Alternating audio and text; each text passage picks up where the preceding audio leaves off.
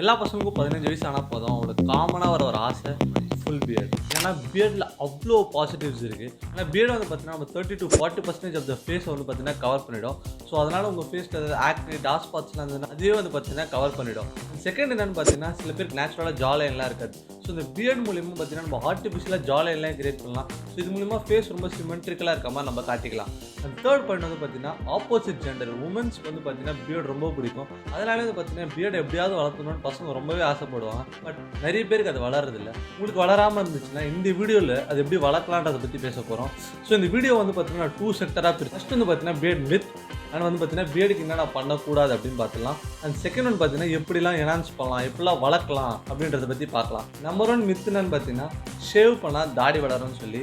இது வந்து பார்த்தீங்கன்னா கம்ப்ளீட்லி மித்து. என்னதான் ஷேவ் பண்ணாலும் உங்களுக்கு தாடி வளர போகிறதே இல்லை.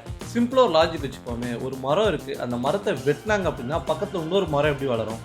வளராது இல்லையா? அதே மாதிரி தான் இருக்கிற ஒரு முடியை நம்ம கட் பண்ணும்போது பக்கத்தில் இன்னொரு முடி எப்படி வளரும்? அது வளரவே வளராது. ஆல்ரெடி அங்கே சீடு இருந்தால் வளர்கிறதுக்கான சான்சஸ் இருக்கே தவிர, அங்கே இல்லை அப்படின்னா நீங்கள் என்ன தான் ஷேவ் பண்ணாலும் உங்களுக்கு வளர போகிறதே கிடையாது. அண்ட் செகண்ட் ஒன்று வந்து பார்த்தீங்கன்னா ஆயிலிங். பியர்ட் ஆயில் தடவைனா பியர்ட் சூப்பராக வளரும் அப்படின்றதுலாம் பார்த்தீங்கன்னா கம்ப்ளீட்டான மித்து. பியர்ட் ஆயிலாம் தடவைனா பியர்ட் அவ்வளோ சூப்பராலாம் வளரவே வளராது. எக்ஸாம்பிள் அதே ட்ரீ எக்ஸாம்பிள் எடுத்துப்போம்.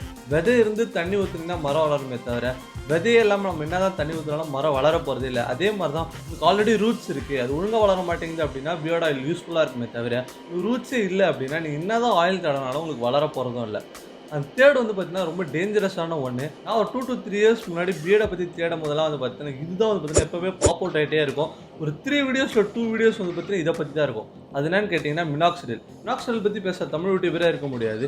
எந்த ஒரு க்ரூமிங் சேனல் எடுத்தாலும் மினாக்சிடில்னு பேசியிருப்பாங்க. பட் அதோட சைடு எஃபெக்ட்ஸ் பற்றி யாருமே பேசல. லைக் மினாக்சிடில் யூஸ் பண்ணுங்கள், 7 நாளில் வந்துடும், 10 நாளில் வந்துடும் ஈஸியாக சொல்கிறாங்களே தவிர அதோட சைடு எஃபெக்ட்ஸ் பற்றி பேசுறதே இல்லை. அதோட சைடு எஃபெக்ட்ஸ் ரொம்ப ரொம்ப அதிகம்.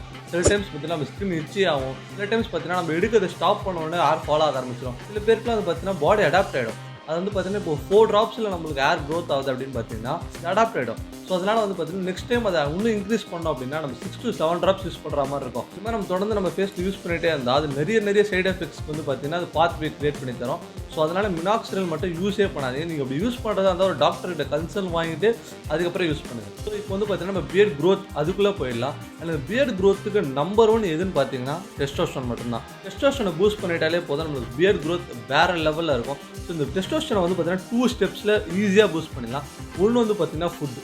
இந்த ஃபுட்டுக்கு வந்து பார்த்தீங்கன்னா நமக்கு 3 எலிமெண்ட் தான் தேவை. Vitamin D, zinc and saturated fat. இந்த 3 மட்டும் நம்ம கரெக்டாக எடுத்தால் போதும் நம்ம டெஸ்டோஸ்டெரான் லெவல் வேறு லெவலில் போய்டும். ஸோ விட்டமின் டிக்கு என்னென்ன சோர்ஸ்னு பார்த்தீங்கன்னா நம்மளுக்கு சன்லைட் இருக்குது. ஃப்ரீ சன்லைட் நம்ம டெய்லி வந்து ஏர்லி மார்னிங்ஸ் நம்ம வெயில் எக்ஸ்போஷர் ஆகுதுனால உங்களுக்கு விட்டமின் டி ஈஸியாக கிடைக்கும்.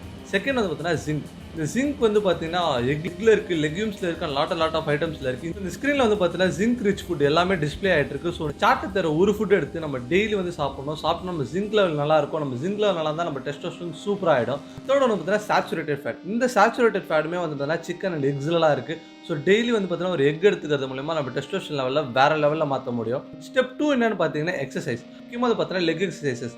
ஆஸ் அ மென் நம்ம மோஸ்ட்லி வந்து பார்த்தீங்கன்னா லெக் எக்ஸசைஸே பண்ண மாட்டோம். ஏன்னா நம்ம அதெல்லாம் ஷோ ஆஃப் பண்ண முடியாது இல்லையா? நம்ம அப்பர் பாடியை வந்து பார்த்தீங்கன்னா ஈஸியாக ஷோ ஆஃப் பண்ணுவோம். லோயர் பாடி யாருமே ஷோ ஆஃப் பண்ணுறதுனால யாருமே இதை ட்ரெயின் பண்ணுறதும் இல்லை. But remember, leg is the biggest muscle in the body. So அதனால் வந்து அதை ட்ரெயின் பண்ணுறது ரொம்ப ரொம்ப இம்பார்ட்டன்ட். ஸோ நீங்கள் லெக் ட்ரெயின் பண்ணுறது மூலியமாகவே டெஸ்டோஸ்டெரான் லெவலில் வேறு லெவலில் இன்க்ரீஸ் பண்ணலாம். அண்ட் டெஸ்டோஸ்டெரான் சம் ப்ராசஸ்னால டிஎஸ்டியாக கன்வெர்ட் ஆகும். அந்த டிஎஸ்டி தான் நம்ம பியர்ட் க்ரோத்தை ஸ்டிமுலேட் பண்ணும். அண்ட் ஒன் மோர் திங், ஒரு ஃபன் ஃபேக்ட் என்னன்னு பார்த்தீங்கன்னா டிஎஸ்டி இன்க்ரீஸ் ஆனால் நமக்கு ஏர் ஃபால் அதிகமாகும். அதனால தான் நமக்கு முடி கொட்டுது. இது நம்ம எல்லாமே கரெக்டாக பண்ணியும் சம்டைம்ஸ் ஜெனட்டிக்ஸ் தலையிலே தட்டது நான் பண்ண மாட்டேன் போடான்னு சொல்லி. அண்ட் அதனால் பியர்டு இல்லைன்னு சொல்லி நம்ம வருத்தப்படக்கூடாது. பியர்டோட ரொம்ப இம்பார்ட்டன்ட் எதுன்னு கேட்டிங்கன்னா நம்மளோட பர்சனாலிட்டி. ஸோ இந்த பர்சனாலிட்டி டெவலப் பண்ணுறது மூலமா நம்மளே நெக்ஸ்ட் லெவலுக்கு போக முடியும். அண்ட் உங்களுக்கு பியர்டில் தான் ஃபால்ட் இருக்குது அப்படின்னா உங்களுக்கு மற்ற ஃபீச்சர்ஸ் அந்த ஸ்கின், ஏர், பாடி இதெல்லாம் கரெக்ட் பண்ணுறது மூலமா அந்த பியர்டு இல்லாத ஒரு குறையை வந்து பார்த்தீங்கன்னா கம்ப்ளீட்டாக நம்ம எடுத்துடலாம். ஸோ அதுக்காகவே ஏற்கனவே 2-3 வீடியோஸ் போட்டிருக்கேன். அதனால் லிங்க் டிஸ்கிரிப்ஷனில் இருக்கும், நீங்கள் செக் அவுட் பண்ணி பாருங்கள். And that's it for today. Bye.